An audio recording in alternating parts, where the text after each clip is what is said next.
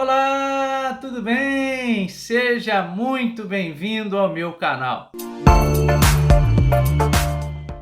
Eu sou o pastor Magno Lessa e nós vamos aqui estudar a aula de número 2, lição de número 2, que tem por título Missões Transculturais, a sua origem na natureza de Deus. Nós estamos estudando a revista CPAD da classe dos adultos, quarto trimestre de 2023. Bom, vamos aqui ao nosso texto áureo que diz assim: quanto a mim, eis o meu concerto contigo e serás o pai de uma multidão de nações. Gênesis capítulo 17, versículo 4.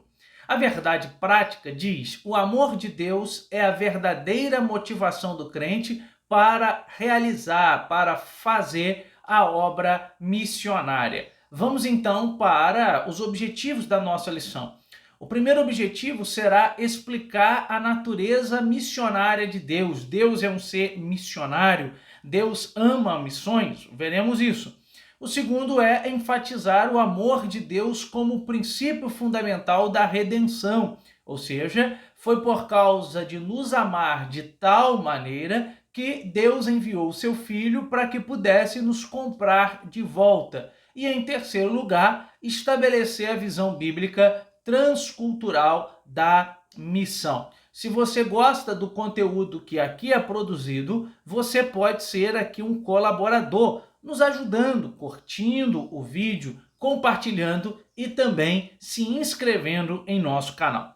Bom, a palavra-chave é transcultural. Vamos aqui agora para a introdução da nossa lição. A introdução diz que a palavra transcultural traz a ideia de uma obra missionária, de uma ação missionária que transpõe as barreiras da cultura de um povo ou civilização para apresentar o amor de Deus.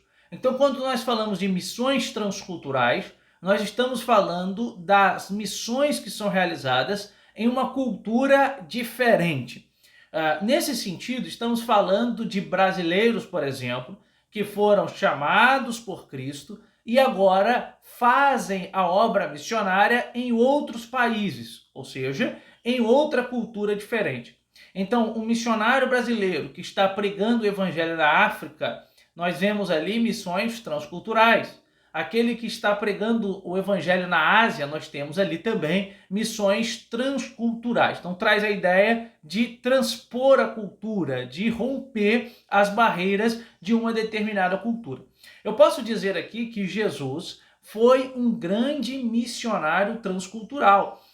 Isso aparece em João, capítulo de número 4, quando Jesus, rompendo a barreira social, rompendo a barreira cultural, ele passa em Samaria porque sabia que em Samaria existia uma mulher que precisava ter um encontro com ele, tá? Logo, diz o autor, isso implica interação com todos os grupos étnicos da Terra, com diferentes aspectos da vida das pessoas. Então, nessa lição, nós veremos que Deus escolheu uma família para, por meio dela, por intermédio dela, alcançar as famílias da terra, ou seja, nós estamos falando aqui de Abraão. Em Gênesis, capítulo de número 12, diz a Bíblia que Deus chama Abraão e Deus então faz uma proposta a Abraão, dizendo: sai da tua terra, da tua parentela e vai para a terra que eu te mostrarei. O interessante é que Abraão não recebe um norte, não recebe um GPS, não tem nenhum tipo de direcionamento para onde ele iria. Ele simplesmente deveria confiar no Deus que estava chamando ele. Não por acaso, Abraão será conhecido como o pai da fé, pelo depósito da sua confiança em Deus, tá? Então Deus faz essa promessa ao patriarca e depois também à igreja. Então assim contemplaremos a natureza missionária de Deus, bem como o caráter do seu amor, como a base de toda a prática missionária dos cristãos. Então as missões cristãs estão fundamentadas no amor de Deus. Cristo é o grande missionário, o maior exemplo missionário que nós possuímos, visto que ele veio para anunciar as boas novas e, portanto, anunciar o evangelho de salvação, pregar o arrependimento. Ele veio atrás daquela que estava perdido. Eu gosto de usar como exemplo aqui, para a gente introduzir essa aula, a parábola de Lucas 15, pelo menos a primeira parábola que aparece no capítulo 15, que é a parábola da ovelha perdida. Só que eu preciso ter consciência que a ênfase da parábola não está sobre a ovelha que se perdeu, mas o pastor que vai atrás da ovelha. O pastor ali representa Cristo, e é exatamente isso que Cristo faz. Ele veio atrás da ovelha perdida, ele veio atrás de mim e de você, outrora perdidos, outrora afundados num lamaçal do pecado, mas que fomos resgatados por Cristo por intermédio da sua graça e da sua misericórdia, tá? Então eu disse numa outra aula que isso precisa nos mover ao ponto da gente não ser individualista, da gente não ser exclusivista, de pensar o evangelho apenas para nós mesmos. Nós fomos resgatados para resgatar, nós fomos influenciados por Cristo para influenciar. Vamos aqui agora à natureza missionária de Deus e, portanto, o nosso primeiro tópico. Tomando aqui, claro, o texto que fala a respeito do chamado de Abraão para a gente analisar, o primeiro subtópico traz assim: a natureza missionária de Deus no chamado de Abraão. A expressão sai de tua terra revela uma ordem e um chamado de Deus para Abraão ir a um lugar que, a princípio, ele não conhecia. E não é por acaso que Abraão vai ser enquadrado no livro dos heróis da fé, ali no rol dos heróis da fé, em Hebreus capítulo de número 11, em virtude de obedecer a Abraão o chamado de Deus, sair da sua terra, depositando uma confiança no Deus que estava lhe chamando. É interessante aqui a gente deixar claro a nós que quando a gente fala do patriarca Abraão, né, no tempo dele, a Bíblia Sagrada registra que Abraão ele era um idólatra. A família de Abraão ela era idólatra. A família de Abraão ela era uma família que fabricava ídolos e Deus chama Abraão exatamente desse contexto politeísta. Deus resgata Abraão exatamente desse contexto politeísta. Glória a Deus por isso. Abraão escuta o chamado e Abraão vai. A gente nota no chamado de Abraão renúncia. A gente nota no chamado de Abraão prontidão a obedecer. A gente nota no chamado de Abraão atitude. Ele foi em direção à promessa de Deus. E qual era a promessa que Deus tinha para Abraão? A promessa está no capítulo 12, no versículo 3. Em ti serão benditas todas as famílias da terra. Essa era a promessa que Deus tinha para Abraão. Diz respeito a uma bênção espiritual para o mundo por meio dos descendentes de Abraão. É nesse sentido que Paulo, lá na frente, o grande apóstolo Paulo, escreve que essa bênção se refere ao evangelho revelado em nosso Senhor Jesus Cristo, que é o descendente legítimo de Abraão. Se nós lermos, por exemplo, Mateus capítulo de número 1, nós vamos ver que em Mateus 1, Mateus apresenta a genealogia de Jesus a partir de Abraão, mostrando que Jesus ele é descendente de Abraão. E em Jesus, portanto, cumpre-se a promessa que Deus fez ao grande patriarca Abraão. Então, a partir da família de Abraão, Deus providenciaria salvação para o mundo inteiro. Por isso, podemos afirmar que a origem das missões transculturais ela está intrinsecamente relacionada, umbilicalmente relacionada com a natureza missionária de Deus. O desejo de Deus é que o evangelho seja pregado para os povos, para as línguas, para as tribos. E o que mais nos entristece hoje é saber que há milhares e milhares de pessoas que ainda não ouviu o evangelho de Cristo. Tem línguas que nem mesmo tem uma tradução da Bíblia Sagrada para aquela língua ainda. Então, a gente precisa encarar isso como a fala do profeta Isaías. Eis-me aqui, usa-me a mim. Deus quer nos usar. Eu disse numa outra aula que a missão está aonde você está e você deve ser um missionário aonde você está. Agora, é claro que Deus vai chamar algumas pessoas para uma obra missionária específica, sobretudo no tocante às missões transculturais. Deus vai levantar pessoas. Mas se você não pode ir, se você não foi chamado para ir, ainda assim você pode fazer missões transculturais. Posso? Mas como que eu posso se eu não vou? Pode. Você pode fazer orando a Deus e você pode fazer também contribuindo para que aqueles missionários que estão no campo sejam assistidos, tá bom? E que Deus possa nos despertar nesse sentido. Então, a missão como atividade de Deus no mundo. Para conhecermos a missão como atividade de Deus no mundo, é preciso voltar à relação especial que o próprio Deus fez na sua palavra.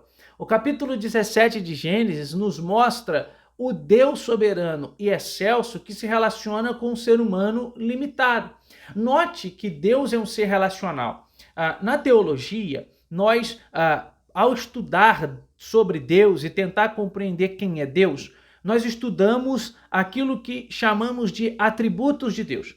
E o ser de Deus, então, ele é composto de vários atributos. E um desses atributos que compõe o ser de Deus é o que a gente chama de pessoalidade. Embora Deus seja um ser espiritual, Deus seja espírito, Deus também é um ser pessoal. E você sabe que o que caracteriza a pessoalidade é o relacionamento. Por exemplo, nós somos seres pessoais, ou seja, nós somos pessoas e, portanto, nós temos capacidade de se relacionar.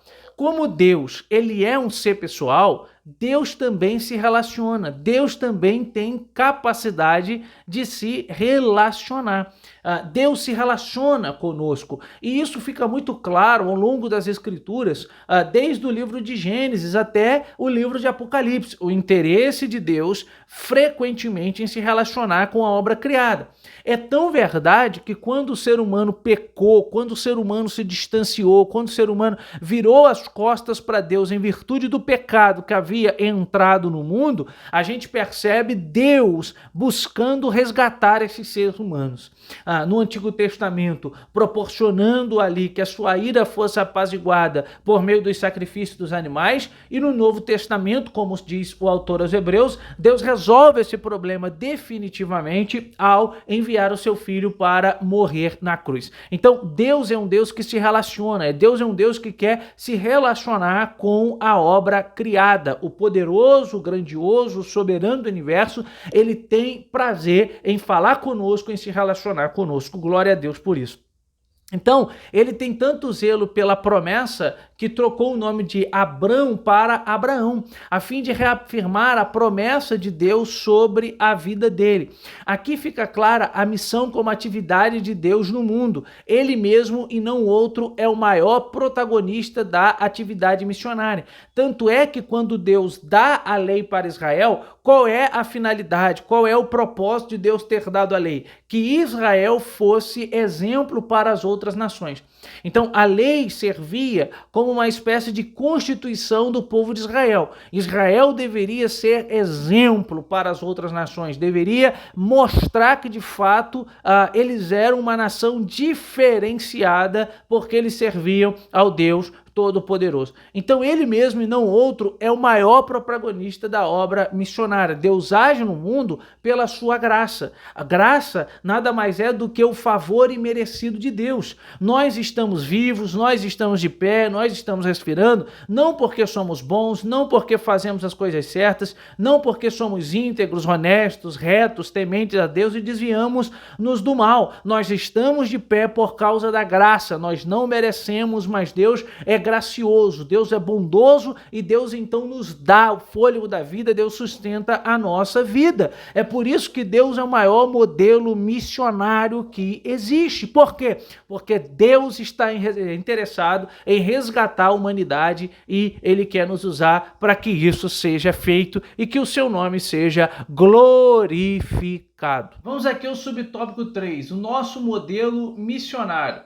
O modelo missionário básico de que dispomos para a igreja na atualidade não se fundamenta em figuras ilustres da história da igreja, embora é claro que a gente tem que dizer que essas figuras tiveram o seu grau de importância. Não dá para desmerecer o grau de importância dessas figuras, mas não se fundamenta nelas, nem em projetos contemporâneos de pessoas com feitos importantes, com feitos notáveis.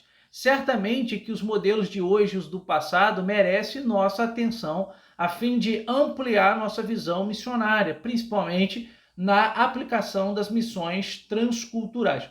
Contudo, o nosso modelo de missões revela-se no próprio Deus, cuja natureza missionária nos é demonstrada, apresentada no Antigo Testamento. Então, que direcionemos o nosso olhar para a Bíblia Sagrada, para a Palavra de Deus, e através do exame das Escrituras, possamos fazer a obra missionária aprendendo com o próprio Deus, que é, sem dúvida nenhuma, o maior agente missionário. Deus é o modelo missionário para a igreja, modelo este que a igreja precisa observar. Amém? Bom, vamos aqui então ao tópico de número 2, amor de Deus, o princípio fundamental da história da redenção.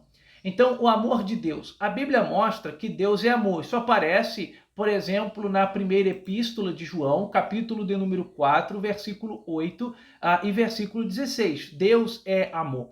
Quando a gente afirma que Deus é amor, a gente está pensando aqui em um atributo de Deus, tá? E é um atributo comunicável. Quando nós pensamos o ser de Deus, a gente pode dividir Deus em atributos comunicáveis e atributos incomunicáveis. Atributos incomunicáveis são atributos que Deus não comunicou ao ser humano. Exemplo, onisciência, somente Deus tem. Onipotência, de igual maneira. Onipresença, de igual maneira. Agora, atributos comunicáveis são atributos que a gente encontra em Deus e também encontra no ser humano. Todavia, precisa ficar muito claro aqui que quando nós olhamos para esses atributos, né, que Deus tem, o ser humano tem também, não dá para comparar, né, em grau de excelência, do aspecto absoluto, a Deus. Né? Deus é amor no seu próprio ser. Nós temos a capacidade de amar, mas não assim como Deus. Então, a Bíblia mostra que Deus é amor, tá? E no Antigo Testamento, vemos o seu amor sendo revelado aos homens, isso em virtude do seu relacionamento com a obra criada. Quando o homem pecou, Deus poderia simplesmente virar as costas para a humanidade e dizer, bom, agora eu não quero mais saber da humanidade, eu dei a chance da humanidade estar perto de mim, próximo a mim, da humanidade usufruir daquilo que eu tenho para ela, e poderia ter virado as costas, mas não. Deus buscou ao longo do Antigo Testamento e de maneira definitiva no Novo, resgatar essa humanidade, e perceba que a história da humanidade, isso fica claro na Bíblia Sagrada, ela é perpassada, ela está abraçada com a ênfase de Deus querendo se relacionar com o ser humano. Então, a gente nota inicialmente esse amor de Deus aparecendo no fato de Deus amar Israel e no seu relacionamento com esse povo, que foi o povo da aliança. Deus fez uma aliança com o povo de Israel. E quando esse povo pecou, Deus pune por causa do erro, por causa da falha, mas mesmo assim, Deus ao longo da história vai enviar profetas, porque o desejo de Deus é renovar a aliança com esse povo. E no Novo Testamento, esse amor, ele é agora estendido a todas as criaturas. Talvez um dos textos mais conhecidos da Bíblia Sagrada, indiscutivelmente, seja João 3,16. Porque Deus amou o mundo de tal maneira que deu seu Filho unigênito, para que todo aquele que nele crê não pereça, mas tenha a vida eterna. Então, nesse versículo, nós temos a grandeza da salvação. A salvação é grande por causa da sua origem. Note que ela tem a sua origem no próprio Deus. É Deus quem ama. Então, é o próprio Deus, que é a partir do qual a salvação se origina. A salvação é grande por causa da sua extensão. Perceba que Deus não está dizendo, olha, eu amo só os brasileiros, eu amo só os judeus. Eu amo o mundo, do Oriente ao Ocidente, do leste ao oeste, do norte ao sul. Não importa qualquer pessoa que existe no mundo, existiu no mundo ou existirá no mundo, será alvo do amor de Deus. Então é grande por causa da sua origem, é grande por causa da sua extensão, porque o amor de Deus, né, a salvação ela é grande também em virtude daquilo que ela custou. Ela custou a entrega do próprio Filho de Deus. Note que a Bíblia diz que Deus deu o seu Filho unigênito. Ela é grande em virtude da sua dádiva. Todo aquele que nele crê não pereça. E ela é grande também por causa da sua promessa, mas tenha a vida eterna. Então, o amor de Deus por mim e por você não dá para medir. Philip Yancey, um americano, escreveu alguns livros que inclusive foram traduzidos em língua portuguesa. Ele diz algo que é interessante. Ele diz assim, olha, não há nada que eu faça de melhor ou pior para Deus que faz Deus me amar mais ou menos.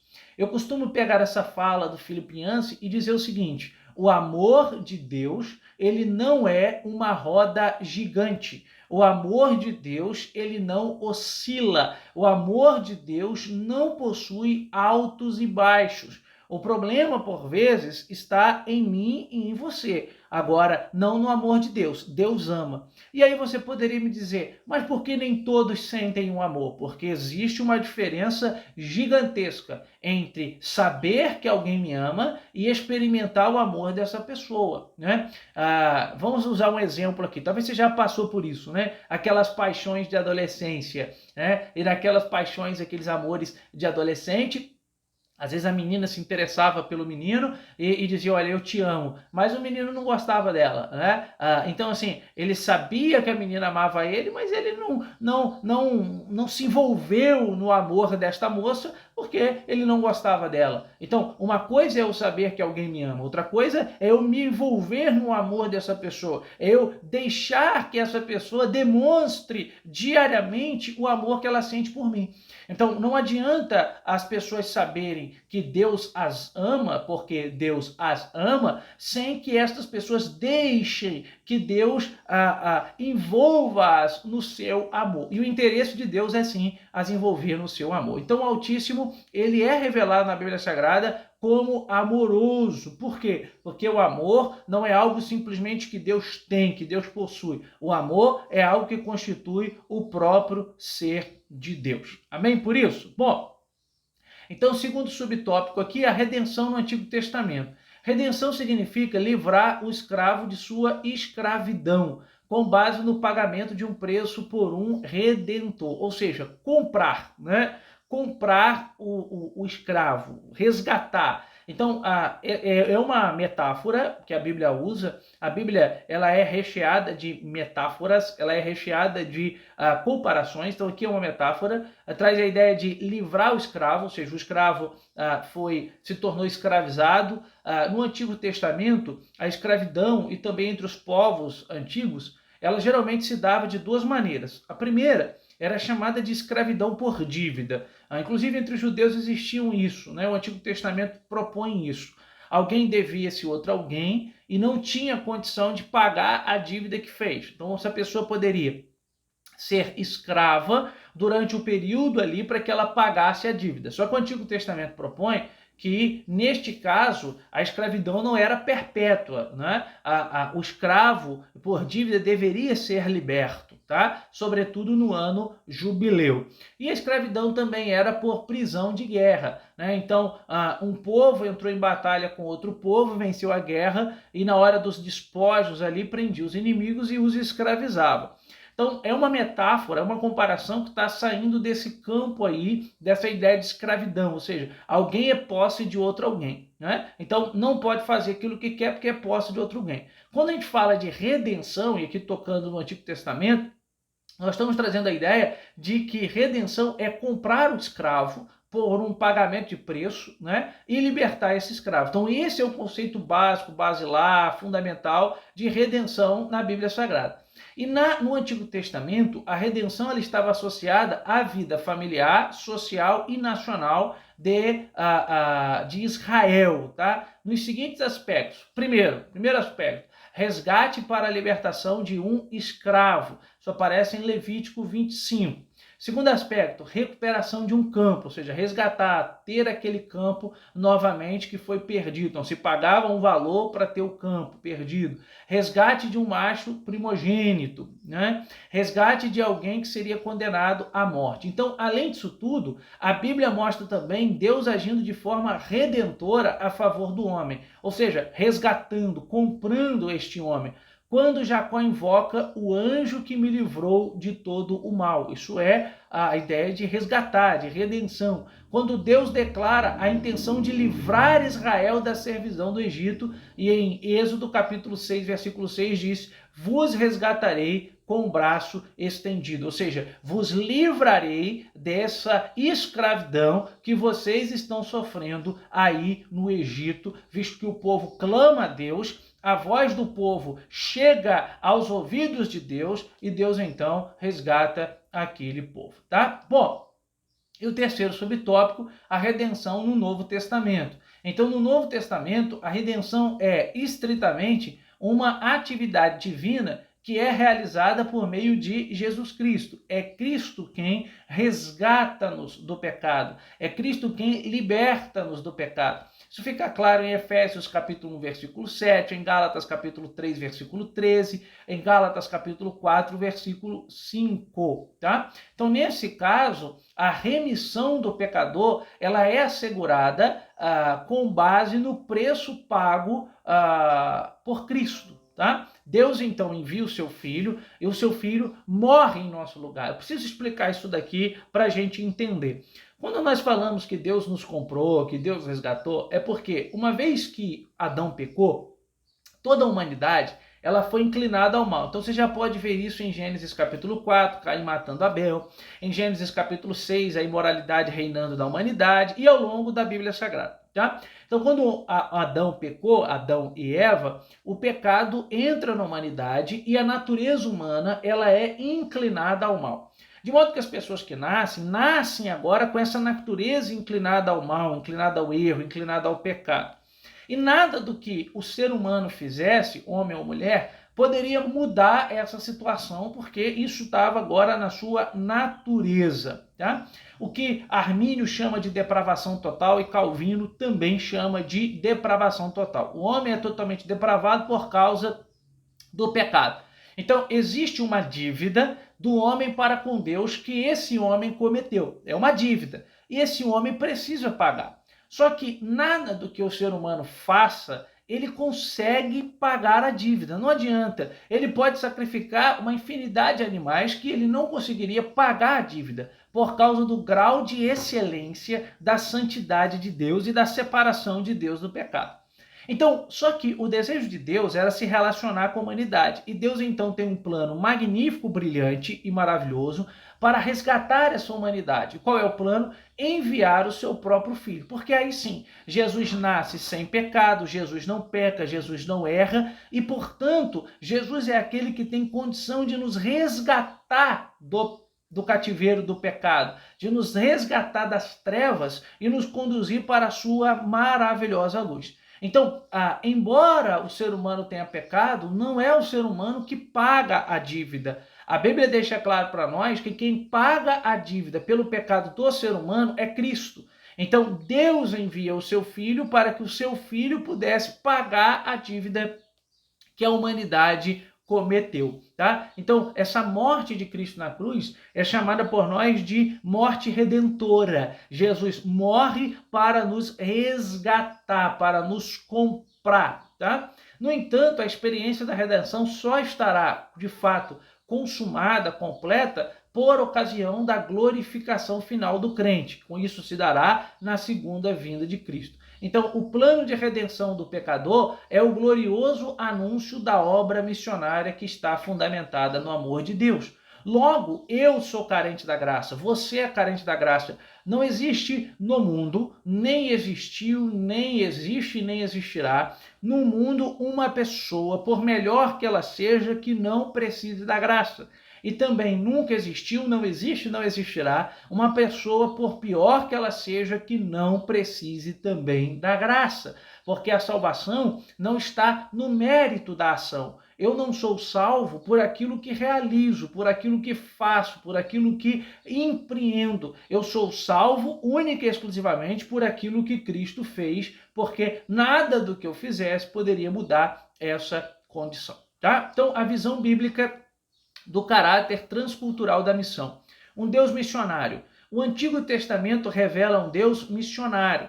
No livro de Gênesis, Deus trata não somente com uma nação específica, mas com toda a humanidade. Então você tem a queda do homem, que afeta não só a nação de Israel, o povo hebreu, mas afeta a humanidade. O dilúvio é Deus tratando com toda a humanidade. A eleição de um povo para abençoar todos os demais após a Torre de Babel. Então, nesses textos, a falha do homem está caracterizada, bem como o juízo de Deus e a sua promessa.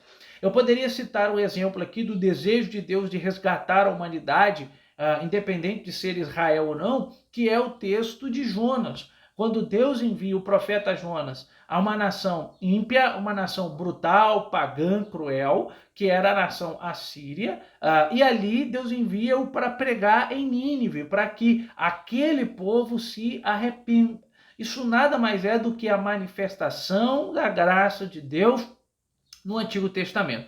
Então, o que a gente observa aqui na lição? Que o Deus missionário estabeleceu uma estratégia para abençoar a todos os povos por intermédio de Abraão. Olha só o capítulo 12, versículo 3 de Gênesis, o que Deus diz: e abençoarei os que te abençoarem, e serão benditas todas as famílias da terra. Em ti, Abraão, serão benditas todas as famílias da terra. Uma promessa gloriosa, poderosa, sobrenatural que Deus estava fazendo ao patriarca Abraão. Bom, segundo subtópico, a escolha de Israel e sua missão. Por meio de Abraão e da sua fé, não por acaso Abraão ele é reconhecido como o pai da fé nas três grandes religiões monoteístas do mundo: o judaísmo, o islamismo e o cristianismo. Em geral, nós dividimos as religiões em politeístas e monoteístas. As religiões politeístas são religiões que adoram a mais de um Deus, que acreditam na existência de mais de um Deus. As religiões monoteístas são religiões que acreditam na existência de apenas um Deus.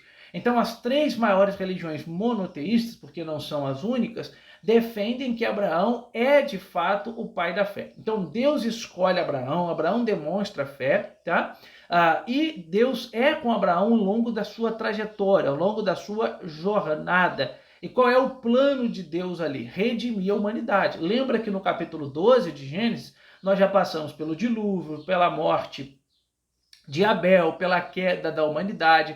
Então Deus está escolhendo o patriarca Abraão para que por intermédio dele, da sua descendência, nasça o Messias prometido, e é exatamente isso que Mateus vai nos apresentar no capítulo 1 do seu evangelho. Então, ao estabelecer um relacionamento vertical e correto com Deus, Israel seria exemplo para as demais nações. É isso que pressupunha a aliança de Deus com Israel. Se Israel fosse fiel a Deus, Deus seria fiel a Israel. É o que está em Deuteronômio. Se atentamente Israel ouvisse a voz de Deus, eles comeriam o melhor daquela terra. Eles seriam abençoados no entrar, no sair, mas se eles não ouvissem, eles acabariam sendo punidos. Então, a aliança que Deus faz com Israel propõe direitos, mas também propõe deveres, tá? Então, era desejo de Deus que Israel se distinguisse dos outros povos, ok? Entretanto, Israel fracassou nesse propósito. A promessa estabelecida em Gênesis 17:8 foi invalidada pela apostasia e pela infidelidade da nação. O que é apostasia? O que é apostatar? Apostasia nada mais é do que a renúncia deliberada da fé. É quando alguém abraçou a fé em Deus, em fé em Cristo, né, se tratando da nova aliança, e por algum momento, por alguma eventualidade, desejou abandonar deliberadamente, conscientemente esta fé. Isso é a apostasia. Então, ao longo do Antigo Testamento, nós veremos Israel apostatando-se, ou seja, Israel virando as costas para Deus e numa demonstração claríssima de infidelidade ao adorar outros deuses. É por isso que quando o reino se divide em norte e sul, o reino do norte acaba sendo destruído em 722 pela Assíria. Deus permite o cativeiro assírio. E o reino de Judá, o reino do sul, ele acabou sofrendo ali um exílio por volta de 586 a.C., por intermédio da mão da Babilônia. Tá? E a escolha da igreja? Nesse tempo em que estamos vivendo, Deus escolheu a sua igreja. E qual é o seu papel? Anunciar. A salvação, ela é por meio de Cristo. É um comprometimento de Deus com a promessa que ele fez a Abraão. Embora fique muito claro para nós que Israel falhou, que Israel fracassou, que Israel pecou, né, no chamado que Deus tinha para o povo, a Bíblia Sagrada diz que agora, no Novo Testamento, qualquer pessoa que reconheça Cristo como Salvador da sua vida, este tal é filho de Deus. A Bíblia diz, Paulo escreve aos Romanos, que nós, no capítulo 8, que nós fomos adotados por Deus. Nós somos enxertados em Cristo e agora o Espírito de Deus nos dá a condição de clamar a belíssima frase, ou a belíssima expressão, Abba, Pai, Papai, meu Pai. Tá? E a igreja agora, ela herda, é transferida para a igreja a incumbência de anunciar o evangelho, de participar da evangelização do mundo. Nós fomos chamados para ser sal da terra e luz do mundo. Você foi chamado para influenciar, você foi chamado para levantar as mangas de sua camisa e levar o evangelho. Tem tanta gente perecendo, tem tanta gente morrendo, tem tanta gente se perdendo por não ouvir o evangelho, por não conhecer o evangelho. E a gente não pode nos fechar em nós mesmos, não podemos, numa atitude egocêntrica, numa atitude individualista, querer o evangelho apenas para nós, tá? Que possamos ser arautos, que possamos ser anunciadores, propagadores, que possamos difundir o evangelho aonde quer que a gente vá, aonde quer que Deus nos envie, tá? Vamos aqui então para a nossa conclusão. Vimos a natureza missionária de Deus desde o início da Bíblia. A partir de uma família, Deus planejou a salvação para toda a humanidade. Note que Deus não pode ser pego de surpresa. O pecado de Adão, o pecado de Eva não surpreendeu em absolutamente nada a Deus. Deus tinha tudo sob controle, tá? Isso revela que o plano redentor de Deus está fundamentado na grandeza do seu amor. É esse amor que estimula a Igreja de Cristo a levar a sério a obra missionária até que Jesus volte. Deus não desistiu do pecador. Por isso, ele conta conosco, pois é a sua vontade que todos os homens se salvem. Deus quer salvar a humanidade. Deus quer salvar as pessoas. Deus quer mudar histórias. Deus quer transformar vidas. E você é incumbido com a responsabilidade de anunciar. Note que Jesus diz assim: ide por todo o mundo e pregai o evangelho a toda criatura. É uma afirmação, é uma ordem que Jesus está dando. Tá bom? Se você gostou dessa aula, nos ajude curtindo, compartilhando e também se inscrevendo em nosso canal. Que Deus te abençoe, um grande abraço e até a nossa próxima aula.